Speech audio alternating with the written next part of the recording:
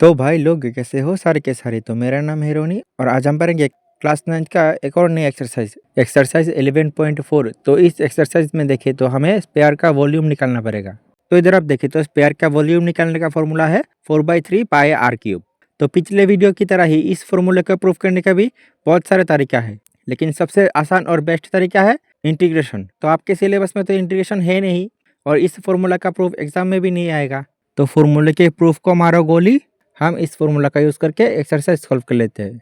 इधर एक्सरसाइज में पहला क्वेश्चन ये है कि find the volume of a sphere whose radius is, पहले पार्ट में 7 सेंटीमीटर और दूसरे पार्ट में 0.63 सेंटीमीटर।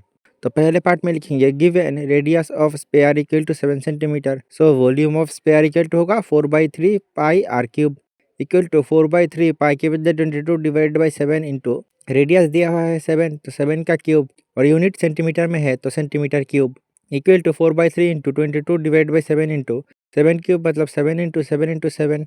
तो इधर 7 से 7 कैंसल आउट इक्वल टू नीचे तो 3 रहेगा और ऊपर में इन सबको मल्टीप्लाई कर देंगे तो 4312 सेंटीमीटर क्यूब। अच्छा, कुछ लोगों का यह रहता है कि इसको डिवाइड करे कि ना करे, तो मैं बताऊंगा पहले आप ट्राई करो। जैसे कि 3 से इसको डिवाइड करें तो 3 1 जा 3, तो इधर 1 बचेगा, फिर ये वाला 3 नीचे आएगा तो 13, तो 3 4 जा 12, तो इधर से 1 बचेगा और ये वाला 1 नीचे आएगा, फिर 3 3 जा 9, तो अब इधर 2 बचेगा और ये वाला 2 नीचे आएगा, फिर 3 7 जा 21, तो फिर इधर पे 1 बचेगा। अब देखो 1 तो डिवाइड नहीं होगा तो इधर पॉइंट लगाना पड़ेगा, फिर अगर आप पॉइंट लगाओ तो फिर 3 3 जा 9, फिर भी 1 बचा, फिर 3 3 जा 9, ऐसे करके चलता रहेगा। तो जब डिवीजन इस तरीके से कॉम्प्लिकेटेड हो जाए तो आप इसको डिवाइड मत करो, इसको ऐसे ही छोड़ दो और आप इसके लिए टेंशन मत लो, इसके लिए एग्जाम में मार्क नहीं काटा जाएगा।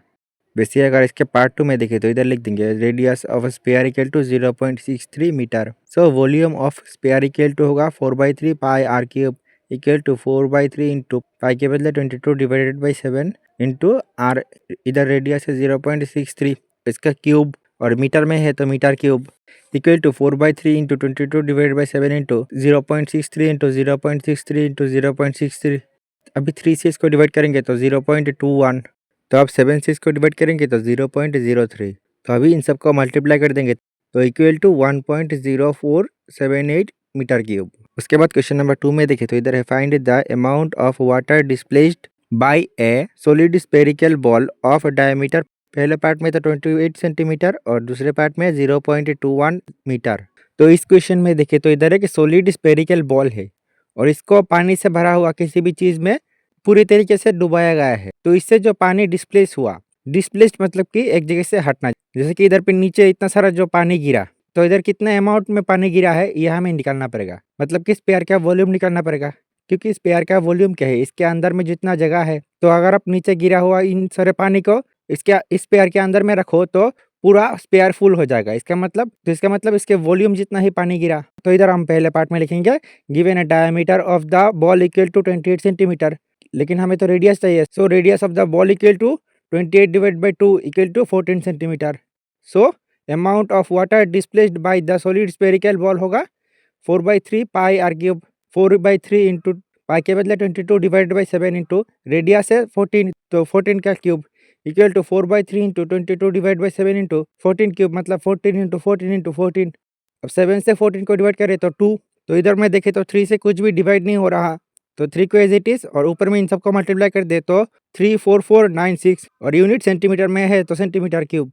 उसके बाद अगर आप इसके पार्ट 2 में देखें तो इधर है given a diameter of the ball is 0.21 metre, so radius of the ball will be 0.21 divided by 2 equal to 0.105 metre. So amount of water displaced by the solid sphere ball equal to 4/3 pi are cube equal to 4/3 into pi के बदले 22 divide by 7 और इधर radius निकला है 0.105 और unit metre में है तो metre cube equal to 4/3 into 22 divide by 7 into 0.105 into 0.105 into 0.105। अभी अब 3 से इसको डिवाइड करें तो 0.035 और फिर 7 से इसको डिवाइड करें तो 0.005, तो इक्वल टू इन सबका मल्टीप्लाई कर दे तो 0.004851 और यूनिट मीटर क्यूब। उसके बाद अगर क्वेश्चन नंबर 3 में देखें तो इधर है diameter of a metallic ball is 4.2 metre, what is the mass of the ball if the density of metal is 8.9 gram per centimetre cube. तो हमारे साइंस बुक में मास इक्वल टू क्या था, वॉल्यूम इंटू डेंसिटी। तो इधर density दिया हुआ है, हमें वॉल्यूम निकालना पड़ेगा। तो लिख देंगे given diameter of the metallic ball equal to 4.2 centimetre, लेकिन हमें तो चाहिए radius. So radius of the metallic ball equal to 4.2 divided by 2 equal to 2.1 centimetre. So volume of the metallic ball equal to 4/3 pi are cube equal to 4/3 into pi के बदले 22 divided by 7 into इधर radius है 2.1 इसका cube, और centimetre में है तो centimetre cube equal to 4/3 into 22 divide by 7 into 2.1 into 2.1 into 2.1। और अभी 7 से इसको डिवाइड करें तो 0.3 और 3 से इसको डिवाइड करें तो 0.1। तो इक्वल टू इन सबको मल्टीप्लाई कर दे तो 38.808 सेंटीमीटर क्यूब। तो अभी वॉल्यूम निकल गया तो मास निकालते हैं। So mass equal to density into volume equal to density दिया हुआ है 8.9 और वॉल्यूम निकला है 38.808। और देखो मास का यूनिट कभी सेंटीमीटर क्यूब नहीं होता है, इसका यूनिट होगा ग्राम। तो इक्वल टू इन सबको मल्टीप्लाई करते तो 345.3912 ग्राम।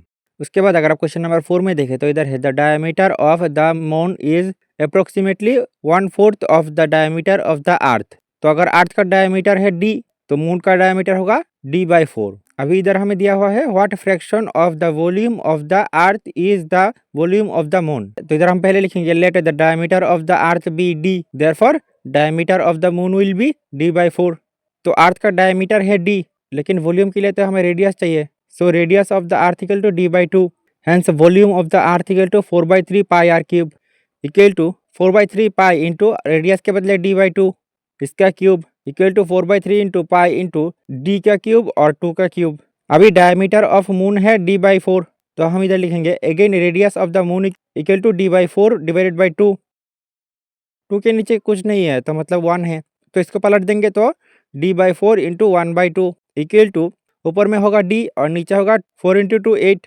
तो अब रेडियस मिल गया तो लिखेंगे hence volume of the moon equal to 4/3 pi are cube equal to 4/3 pi into इधर रेडियस निकला है d/8 इसका cube equal to 4/3 into pi into d cube और नीचे 8 का क्यूब। तो अब अर्थ और मून दोनों का वॉल्यूम मिल गया। तो अब इधर हम लिखेंगे fraction of the volume of the earth and volume of the moon equal to, तो इधर देखो ऊपर होगा वॉल्यूम ऑफ द मून, क्योंकि फ्रैक्शन में ऊपर में हमेशा छोटा नंबर होता है और मून का वॉल्यूम तो अर्थ से छोटा ही होगा, और नीचे होगा volume of the earth equal to volume of moon है 4/3 pi into d cube divided by 8 cube. वैसे अर्थ का वॉल्यूम है 4/3 पाई डी क्यूब और नीचे 2 क्यूब। अब देखो 4/3 कैंसिल, पाई पाई कैंसिल, तो ऊपर में है D cube divided by 8 cube और नीचे में है D cube divided by 2 cube. तो इक्वल टू इनको पलट देंगे तो D cube divide by 8 cube into 2 cube divide by D cube. तो D cube cancel equal to 2 का क्यूब है 8 और 8 का क्यूब मतलब 8 इंटू 8 इंटू 8, तो 8 से 8 कैंसिल आउट, ऊपर बचेगा 1 और नीचे 8 इंटू 8 64।